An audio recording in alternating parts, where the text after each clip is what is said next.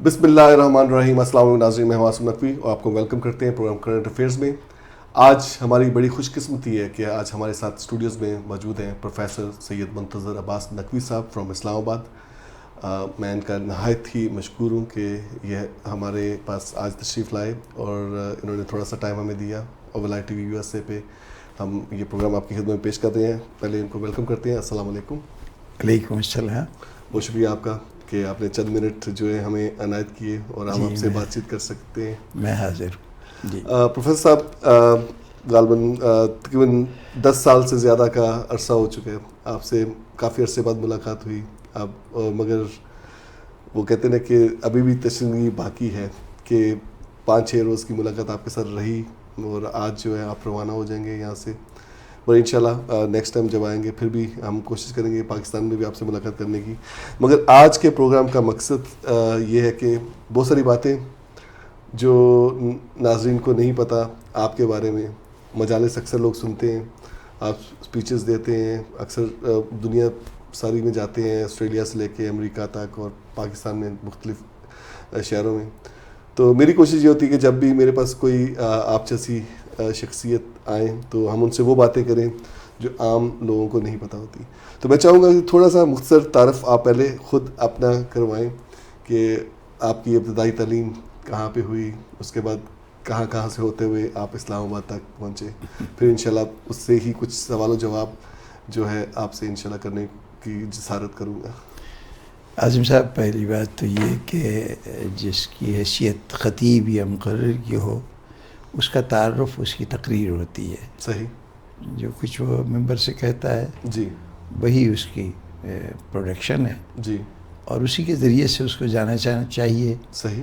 ذاتی زندگی جیسی بھی ہو بے شک وہ اتنی اہمیت کی حامل نہیں ہوتی. صحیح. یہ فنکاروں اور دوسرے شعبوں کی بات ہے کہ ان کی ذاتی زندگی لوگوں کے لیے دلچسپی کا باعث ہوتی ہے. صحیح. ہم لوگوں کی ذاتی زندگی بالکل سیدھی سادی سی ہوتی ہے. آپ نے تعلیم کو پوچھا ہے. تعلیم میری تعلیم کے 3-4 دور ہیں. صحیح. یعنی کچھ عرصہ میں نے سیالکوٹ میں گزارا. ٹھیک. اپنے ایف اے کی لیول تک کی تعلیم سیالکوٹ میں ہوئی. جی. وہاں بھی 2 کالجز اٹینڈ کرنے کا موقع ملا, مرے کالج سیالکوٹ جی. اور جناح اسلامیہ کالج سیالکوٹ. صحیح. اس کے بعد میں راولپنڈی آ گیا. جی. اور گریجویشن میں نے بی اے جو ہے وہ گورنمنٹ کالج اصغر مال وہاں کا مشہور ڈگری کالج تھا اس پہ کیا. جی. ایک ہی ڈگری کالج تھا گورنمنٹ کا. اس کے بعد ایم اے اردو میں ایڈمیشن لیا تو گارڈن کالج میں لیا. صحیح. لیکن اسی سال میں, یہ 1965 کی بات ہے, گورنمنٹ کالج لاہور کی سینٹینری ہو رہی تھی, 7 سالہ یادگار. اچھا. تو ان کے پریزیڈنٹ تھے نسیم ریاض صاحب. وہ آئے, وہ کہنے لگے کہ جی آپ ہمارے ساتھ گورنمنٹ کالج لاہور چلیے. صحیح. میں نے کہا بھائی یہاں میرا گھر ہے, گزر اوقات گھر سے ہوتی ہے, تو میں تو پردیس میں جا کے رہنے کے اخراجات بھی نہیں برداشت کر سکتا. ان کا جی آپ کا سارا خرچ جو ہے وہ گورنمنٹ کالج لاہور اٹھائے گا, آپ وہاں تشریف لے چلیے. چلا گیا. انہوں نے وعدے کو ایک طرح سے پورا بھی کیا.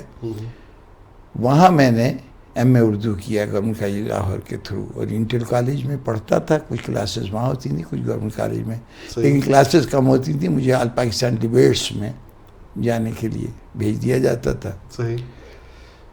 وہاں سے ایم اے اردو کر کے نکلا. تو اس کے بعد میں نے داخلہ لے لیا پنجاب یونیورسٹی میں, جی وہ اس کے فلسفہ ڈپارٹمنٹ میں. ٹھیک. اور وہاں سے ایم اے فلاسفی کیا. جی. وہ ایک ہی سال میں, چونکہ اگر ایک ایم اے ہو جائے جی تو دوسرا ایم اے 1 سال میں ہو جاتا ہے. صحیح. یہ میرے تعلیمی پس منظر ہے مختلف تعلیمی اداروں میں. صحیح. تو اس کے ساتھ جو مجالس کی طرف رجحان کب سے, اسکول کالج یونیورسٹی کے زمانے سے یا؟ جی ہاں, یہ ذرا سوال, اس کا جواب اتنا 2 ٹوک نہیں ہے کہ میں بتا دوں کہ فلاں جگہ میں پڑھا اور اس کے نتیجے میں. ایک سب سے پہلی بات تو یہ کہ خاندانی پس منظر تھا. جی. والد صاحب ایم اے LLB تھے. صحیح. تو وہ ایم اے انگریزی میں تھے اور LLB قانون کی تعلیم, لیکن اس کے ساتھ ساتھ وہ مجالس پڑھتے تھے. صحیح. جو ایک پرانے زمانے میں یہ تھا کہ کالج کے پروفیسرز یعنی اساتذہ جی وکلا اور عموماً یہی دو طبقے تھے جی جو ادر دین علماء کرام جی معموم بزرگوں کے علاوہ جی مجالس وغیرہ پڑھتے تھے. ٹھیک. تو والد صاحب بھی انہی مجلس پڑھنے والوں میں تھے اور ان کا ایک اچھا خاصا مقام تھا. صحیح. ان کی وجہ سے گھر کا ویسے بھی ماحول اوورال بڑا مذہبی تھا. صحیح. اور والد صاحب کا کتب خانہ اچھا خاصا بڑا کتب خانہ تھا. ٹھیک. وہ کتابیں تو سب نہیں پہنچ سکیں لیکن پھر اس سے بچپن سے ہی شوق شروع ہوا کتابیں جمع کرنے کا. جی. تو وہ چھوٹے چھوٹے ناول ابن صفی کے جاسوسی ناول جی یہ سب سے پہلا سرمایہ تھا جی جو جمع کیا گیا. صحیح. وہ اس کے ساتھ ساتھ مذہبی کتابیں بھی شروع ہوئیں. ٹھیک. اور ہوتے ہوتے خدا کا شکر ہے کہ آج ایک بہت اچھا کتب خانہ میرے پاس ہے. کئی حادثات اور طوفانوں سے گزرنے کے بعد بھی وہ آج اچھا خاصا بڑا کتب خانہ ہے. ماشاء اللہ. جی. تو تقریباً آئی وڈ سے کہ لگ بھگ 40+ ایئر سے آپ اسپیچز جو ہے دے رہے ہیں, خطابت جو ہے کر رہے ہیں. تو اب اس کے اندر آپ ساتھ میں جاب بھی کرتے تھے, آپ کا یہ فل ٹائم جو نہیں تھا, آئی مین آپ جاب کرتے تھے اس کے ساتھ ساتھ یہ سائڈ میں آپ مجالس سے خطاب کرتے تھے. تو کچھ لوگوں کا ہوتا ہے کہ لائک پورا کا پورا انہوں نے خطابت کو ہی اپنا ذریعہ آمدن بھی رکھا ہوا ہے اور باقی ٹائم جو ہے وہ لائک کسی اور شعبے میں نہیں جاتے ہیں. تو آپ نے ریٹائرمنٹ کس سال میں لی, کچھ کوئی اندازہ, کچھ ایئر؟ میں نے ریٹائرمنٹ سرکاری ملازمت سے سن 98 میں 98 میں لے لی تھی. رہ گیا یہ کہ وہ خطابت کا سلسلہ اور اس میں کسی طرح سے یعنی ذریعہ معاش کے طور پر وہ کبھی نہیں رہا. خدا کا لاکھ لاکھ شکر ہے. صحیح. کہ پہلے بھی وسائل معاش موجود تھے سرکاری ملازمت کے. جی. اور اس دوران میں شہر کی جتنی مجالس ہو سکتی تھیں وہ پڑھتے تھے. ٹھیک. تقریباً سن 1971 سے جی باقاعدہ خطابت کا سلسلہ شروع ہوا, یعنی عشرہ محرم. صحیح. اور اس وقت سے لے کے اب تک, اب تو تقریباً 49 سال 48 سال ہو چکے ہیں. جی بالکل. یہ سلسلہ جاری ہے اور خدا کا شکر ہے جو اپنا مطالعہ ہے وہ پیش کر دیتا ہوں. میں نہیں جانتا کہ اس کی کیا حیثیت ہے, کیا مقام ہے. میرا کام آپ کے نام کے ساتھ اکثر جگہوں پہ میں نے دیکھا ہے کہ پروفیسر بھی لگایا جاتا ہے, تو اس کی کیا وجوہات ہے؟ یعنی پہلا خیال یہ آتا ہے کہ شاید آپ پروفیسر بھی رہ چکے ہیں. جی, میں بنیادی طور پر میری بہت بڑی تمنا تھی شروع سے جی کہ میں شعبہ تعلیم سے وابستہ ہوتا. صحیح. لیکن یوں سمجھیے کہ حالات نے کہیں کا کہیں پہنچا دیا. ٹھیک. بہت پہلے کالج میں پڑھانے کے لیے انتخاب بھی ہوا. جی. لیکن جو ذریعہ معاش بنا وہ پہلے صحافت تھا, پھر اس کے بعد باقاعدہ سرکاری ملازمت ہو گئی. جی. اس دوران میں آپ کے یہاں پہ نیو یارک میں جی ایک یونیورسٹی ہے جس کا نام فاطمہ یونیورسٹی ہے. صحیح. وہ جس وقت وہ بن رہی تھی اس کا آئیڈیا زیر غور تھا. اسی وقت اس کے جو انچارج تھے, یوں کہیے کہ وائس چانسلر ڈاکٹر مدد علی, جی, انہوں نے بڑا اصرار کیا کہ صاحب میں اس میں ذمہ داری قبول کروں. ٹھیک. بہتر تو وہ ان کی وجہ سے میرے نام کے ساتھ یہ پروفیسری کا لفظ لگ گیا. میرے یوں کہہ سکتے ہیں آپ کے ویسے پڑھانے کا شوق جو ہے وہ یوں پورا ہوتا رہا کہ مجھے بہت سی اسٹیبلشمنٹ ڈویژن کے گورنمنٹ سروس میں گورنمنٹ آفیسرس کی ٹریننگ کے لیے باقاعدہ ایک انسٹیٹیوٹ ہوتا تھا. جی. اس انسٹیٹیوشن میں باقاعدہ لگاتار بحیثیت استاد کے رہا. جی. ایک اور ادارہ بھی تھا جو خصوصی تعلیم, جہاں پر خصوصی فرائض سر انجام دینے کے لیے, وہاں پر بھی مجھے بحیثیت انسٹرکٹر کے رکھا گیا اور وہاں پہ پڑھاتا رہا. تو یوں تو میں پڑھاتا رہا یعنی کالج یونیورسٹی کے بجائے دفتری ماحول میں. جی. لیکن اب وہ بھی سعادت حاصل ہوتی ہے. صحیح. اور اس حیثیت سے میری خدمات ہیں. ماشاء اللہ. اچھا, جو آپ کی فیملی کے حوالے سے تھوڑا سا جاننا چاہوں گا کہ آپ کی فیملی میں کون کون ہیں, بچے اور کتنے بچے ماشاء اللہ, آئی مین وہ آپ اسلام آباد میں؟ جی میرے 3 بچے ہیں جی.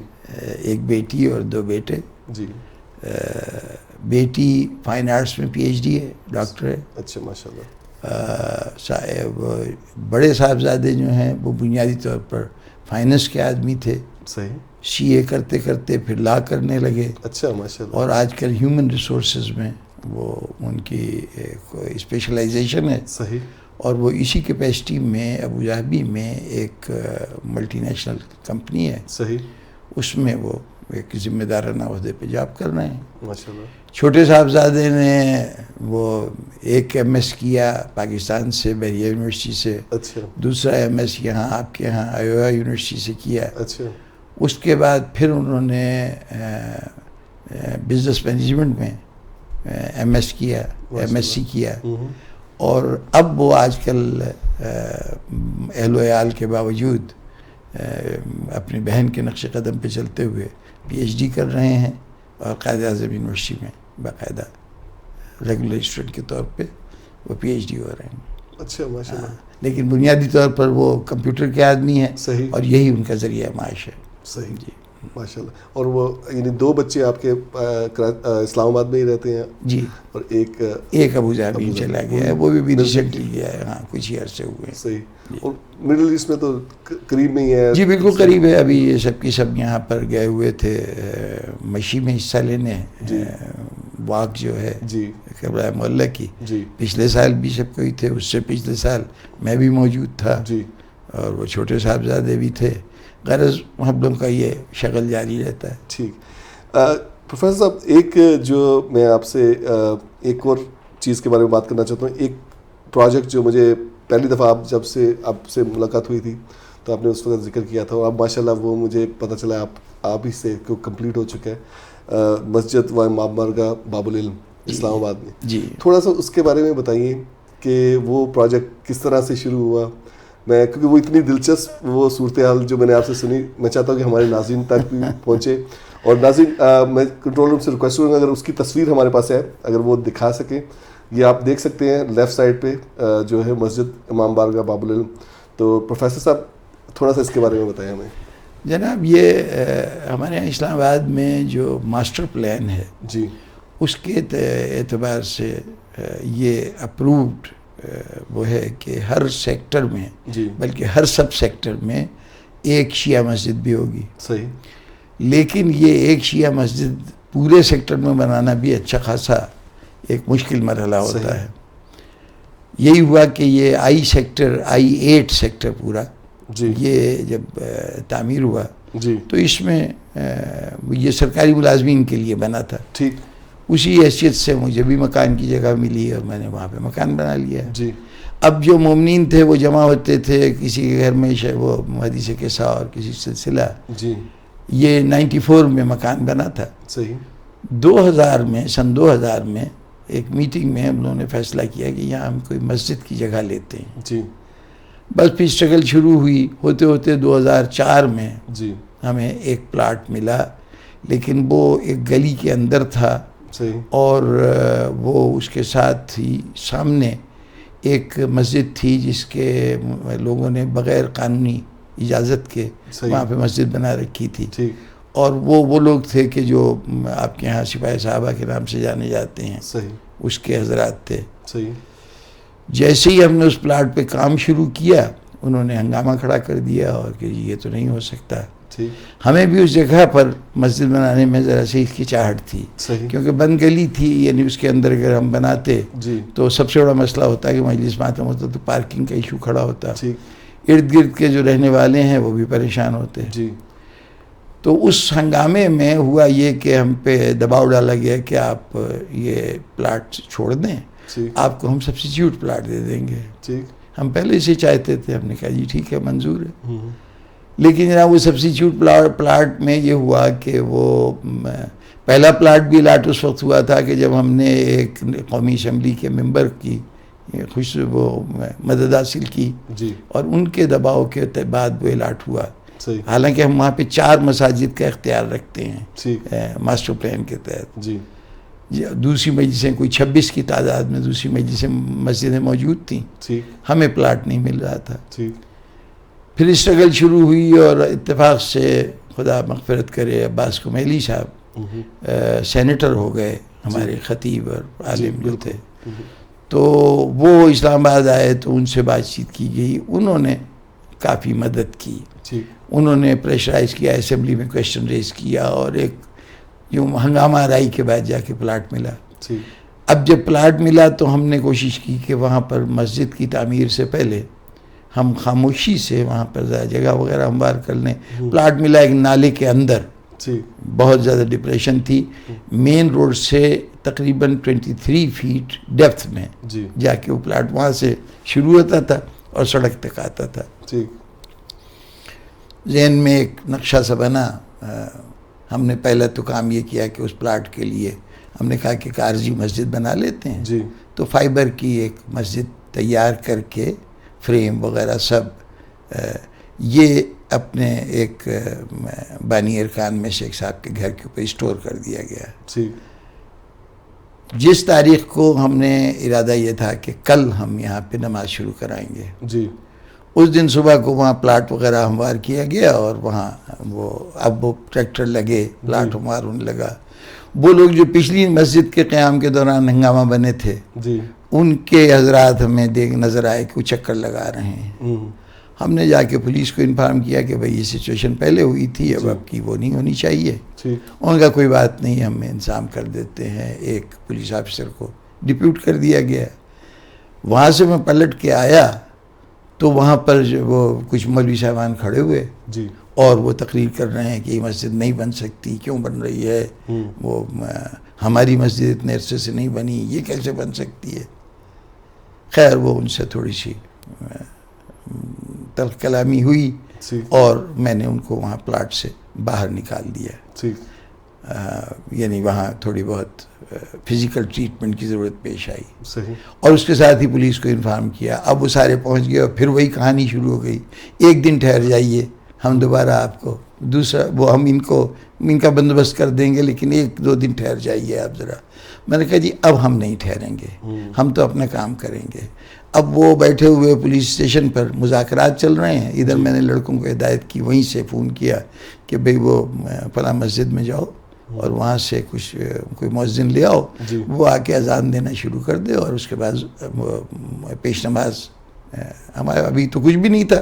ہم نے کہا پیش نماز بھی وہاں جامعۃ الکوثر ایک بہت بڑا ادارہ تھا, شیخ محسن صاحب قبلہ وہاں کے مہتمم تھے. کہا کہ میرا نام لو, وہ بھیج دیں گے. وہ انہوں نے ایک نوجوان کو بھیج دیا. وہ وہاں پر وہ اذان ہوئی. وہ اذان میں نے موبائل پر, وہ پولیس اسٹیشن پہ بیٹھے ہوئے کچھ اور سول آفیسرز بھی تھے, ان کو کہا جی میری مسجد تو بن گئی, یہ اذان سن لی آپ نے. جو مسجد ایک دفعہ بن جائے وہ پھر ختم نہیں ہوتی شرعی طور پر, قانونی ہے, ہمارا حق ہے. اب جو کچھ کہنا ہے ان سے کہیے, ہماری تو مسجد ہو گئی. زہر سے لے کے بحث چلتی رہی, مختلف قسم کے سیاسی لوگ اور سرکاری لوگ ہر طرح کے دباؤ ڈالتے رہے, لیکن وہ میں سوکھی لکڑی کی طرح اکڑ گیا اور وہ ان سے سمجھوتا نہیں ہو سکا. میں اس زمانے میں عشرہ پڑھ رہا تھا ایک وہاں پر باب الحوائج میں ایک امام بارگاہ تھی, تو وہ عشرے کی آخری مجلس تھی اس دن, اور اس دن رات کو شب غم تھی, شب بیداری بھی ہونی تھی. میں وہاں گیا, میں نے ان سے پولیس والوں سے کہا کہ جی اب جو ہمیں کہنا سنا تھا کہہ سن گئے, ہماری تو مسجد وہاں پر تیزی سے اب بننا شروع ہو جائے گی, اب آپ لوگ ان سے بات کر لیجئے. اب وہ ظاہر ہے کہ بے بس ہو گئے ایک طرح سے, میں نے زبردستی کی. وہ وہاں سے وہ ایمبولینسز اور فائر بریگیڈ اور پولیس کی گاڑیاں یہ سب بھیج دی گئیں وہاں پہ. اس ہنگامے میں جناب میں گیا مجلس میں, وہاں مجلس میں پڑھتے ہوئے اپنے مسائل کو کبھی میں نے سیاسی ایشو نہیں بنایا, لیکن تقریر کے دوران صرف اتنا بتا دیا کہ وہاں مجلس میں ذرا ایشو ہے وہاں تعمیر کے دوران میں, تو وہ اس لیے میں اپنے بیان کو مختصر کر رہا ہوں اور آپ سے اجازت چاہتا ہوں. بھائی جناب وہ میں تو چلا آیا, اس کے بعد وہاں سے جو انجمن فارغ ہوتی تھی ماتم کر کے وہ سیدھی پہنچ جاتی تھی وہاں پہ. وہاں گاڑیوں کی لائٹ دے کے اور اس کے اندر ہم نے وہ مسجد کی تعمیر شروع کر دی. صحیح. اور صبح ہوتے ہوتے وہاں مسجد کا پورا اسکیلیٹن کھڑا ہو چکا تھا. اگلے دن وہاں پر باقاعدہ نماز باجماعت کا اہتمام ہوا. قبلہ و کعبہ فراہم ہو گئے. شیخ محسن صاحب قبلہ نے پہلی باقاعدہ جماعت وہاں پہ کرائی. شیخ محسن صاحب قبلہ جناب آیت اللہ ابوالقاسم الخوئی کے وکلاء میں سے تھے. صحیح.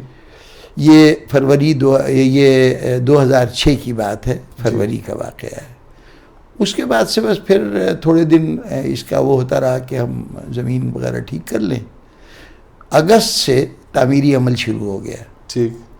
13 رجب کو ہم نے اس کے سنگ بنیاد رکھا. سنگ بنیاد رکھنے میں یہ جدت کی گئی کہ وہاں ہمارے جتنے بچے، بڑے پرجوش بچے تھے اس زمانے میں آیا کرتے تھے، تو بچے سے مراد یہ کہ 5 سال کے بچے سے لے کے اور 26 سال تک کے جوان کو ہم نے بچوں میں شمار کیا. وہ کوئی 52 آدمی بنتے تھے. ان 52 سے کہا کہ سنگ بنیاد آپ لوگ رکھیں گے. صحیح.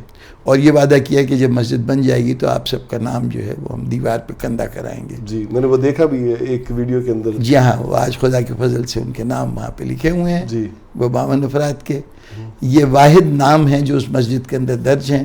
جی. ورنہ کسی کا نام نہیں ہے، کچھ نہیں ہے. خدا کا شکر ہے کہ وہ مسجد بنی ہوئی ہے. ماشاءاللہ اتنی خوبصورت جو تصاویر، اتنی بے تحاشا تصاویر میں نے ابھی گوگل کیا تو مجھے تو مسجد علی باب العلم کے نام سے میں نے ٹائپ کیا اسلام آباد، اور کتنی ساری تصاویر جو نکل کے آئی ماشاءاللہ. اور اتنی خوبصورت اور خوب لائک جو اس کے جو مینار ہیں. یہ کنسیپٹ کیسے آیا؟ کس کا کنسیپٹ؟ بڑا سیدھا سا تھا. جناب امیر علیہ السلام کے روضہ مبارک کا تصور ذہن میں تھا. جی. میں اتفاق سے جب یہ ابتدائی ہنگامہ جب ہوا ہے اور مسجد کی بنیاد رکھی گئی ہے تو مجھے عشرہ محرم پڑھنے کے لیے، سفر کا عشرہ تھا غالباً یا کچھ ایسے ہی وہ تھا، مجھے دبئی جانا تھا. صحیح. دبئی میں ایک انجینئر تھے، وہ ان کا نام تنویر زیدی تھا. جی. میں نے تنویر صاحب سے کہا کہ آپ زحمت فرمائیے اور مجھے جناب امیر اسلام کے نقشے کی اسکیچ کر دیجئے. ٹھیک. مجھے کوئی آئیڈیا نہیں تھا کہ کیسے نقشہ بنتا ہے، کیا کیا تفصیلات ہوتی ہیں. ان بیچارے نے بڑی ہمت کی اور مجھے اس کے فرنٹ ایلیویشن، سائڈ وغیرہ بنا کے جو ان کو تصویریں دی تھیں روضہ امام کی، جی، ڈائمنشن دے دیں. انہوں نے اس کے مطابق وہ تصویر بنا دی. اب وہ تصویر یعنی صرف یعنی ایک تصویری خاکہ تھا. جی. وہ مسجد کا اسٹرکچرل ڈیزائن وغیرہ اس کے اندر کچھ نہیں تھا. صحیح. میں نے کہا جی یہ بھی بتائیے اس میں وہ سریا لوہا وغیرہ کیسے لگتا ہے. کہنے لگے بھائی وہ ایک الگ چیز ہوتی ہے، وہ آپ جائیں، جا کے وہاں پہ لوکل جو بھی طریقہ تعمیر ہے اس کے مطابق کسی سے اس کی باقاعدہ ڈیزائننگ کروائیں. صحیح. تو میں وہ یہاں پہ آیا، اپنے ایک مقامی وہ ان کو لیا جو تصویریں آرکیٹیکچر ڈیزائن کرتے تھے. جی. ان کی خدمات حاصل کی، لیکن وہ بیچارے کچھ زیادہ مصروف تھے اور وہ انہوں نے ہمیں وقت پر جب ضرورت پڑتی تھی تو ہمیں چیزیں نہیں دے پاتے تھے. مثلا ہم چاہتے تھے کہ جب سنگ بنیاد رکھی جائے تو ہم غیر ضروری تعمیر نہ کریں، جو دیوار بنائے وہ دیوار اصل تعمیر کا حصہ ہو. صحیح. لیکن جی قبلہ صاحب میں انٹرپٹ کر رہا ہوں آپ کو، مگر یہ کہ ہمارے پاس ٹائم بالکل نہیں ہے، اور کیونکہ اب مجھے پتہ ہے آپ کو مجلس پہ پہنچنا ہے اور میسیجز آ رہے ہیں، تو میں چاہوں گا آخر میں صرف ناظرین سے میں ریکویسٹ کروں گا کہ اگر آپ اسلام آباد جائیں، مسجد جو ہے علی باب العلم I8 میں واقع ہے، آپ لوگ ضرور وزٹ کریں. آپ لوگوں کو دیکھ کے ایک ڈفرینٹ نوعیت کی جو ہے مسجد اور امام بارگاہ، مسجد اوپر ہے، امام بارگاہ نیچے ہے. اور میں خود انشاءاللہ جو ہے میری اس دفعہ پوری کوشش ہوگی جب میں جاؤں پاکستان تو میں بھی خود اس میں اضافہ کر دوں کہ 2 حال زنانے مردانی مجلس کے الگ الگ ان کے 2 امام بارگاہ ہیں. صحیح. اور اوپر ایک مسجد ہے، بہت بڑی مسجد ہے. صحیح. ایک حال الگ بنا ہوا ہے جس میں نظر نیاز کے لیے اس کا اہتمام ہوتا ہے. صحیح. اس مسجد کے اندر گارڈز کے رہنے کے لیے 2 سویٹس بنے ہیں، ایک مولانا کے رہائش کے واسطے بنا ہے، ایک مہمان خانہ ہے. میت کے غسل اور کفن کے لیے شروع سے ہی انتظام کر دیا تھا. وہ پورا ایک اور الگ. آپ نے مجھے بتایا کہ جو اسپیشل لوگ ہوتے ہیں, ہینڈی کیپ جو لوگ ہیں, ان کے لیے بھی اسپیشل جی وہ تعمیر کے وہ تو بہت ساری تفصیلات ہیں کہاں تک آپ وہ کریں گے. یہ واحد مسجد ہے غالباً پاکستان کی واحد مسجد ہے جس میں چونکہ اوپر منزل کے اوپر مسجد ہے تو سیڑھیوں سے سب جاتے ہیں, لیکن جو ہینڈی کیپ ہیں ان کے لیے ہم نے لفٹ لگا رکھی ہے. صحیح. اسی طرح 2 مختلف ریمپ بنے ہوئے ہیں جو امام بارگاہ میں جانے کے لیے لوگوں کو ویل چیئر کے اوپر جانے کے واسطے وہ راستہ بنا ہوا ہے. وہ ویل چیئر بھی ہمارے پاس ہم نے ایڈیشن رکھی ہوئی ہیں جس پہ کوئی آتا ہے تو اس کو گیٹ سے ہمارے گارڈز لیتے ہیں اور وہ مسجد میں یا امام بارگاہ میں پہنچاتے ہیں. جزاک اللہ. ناظرین, مقصد اس مسجد کی تعمیر کا ذکر کرنے کا یہ تھا کہ ہمارے بزرگوں نے کس طرح سے یہ مسجدیں بنائی ہیں اور کس طرح سے یہ پلاٹس حاصل کیے گورنمنٹ سے, بہت تگ و دو کے ساتھ انہوں نے یہ چیزیں کی ہیں, اور یہ تاکہ ہماری جو آنے والی جو نسلیں ہیں وہ اچھے طریقے سے دین پہ رہ سکیں اور زاداری برپا کر سکیں. تو ہمیں جو ہے اپنے بزرگوں کی قائم کی ہوئی چیزوں کو جو ہے ان کا خیال رکھنا چاہیے اور ان چیزوں کو آگے بڑھانا چاہیے, ان کو آباد بھی رکھنا چاہیے.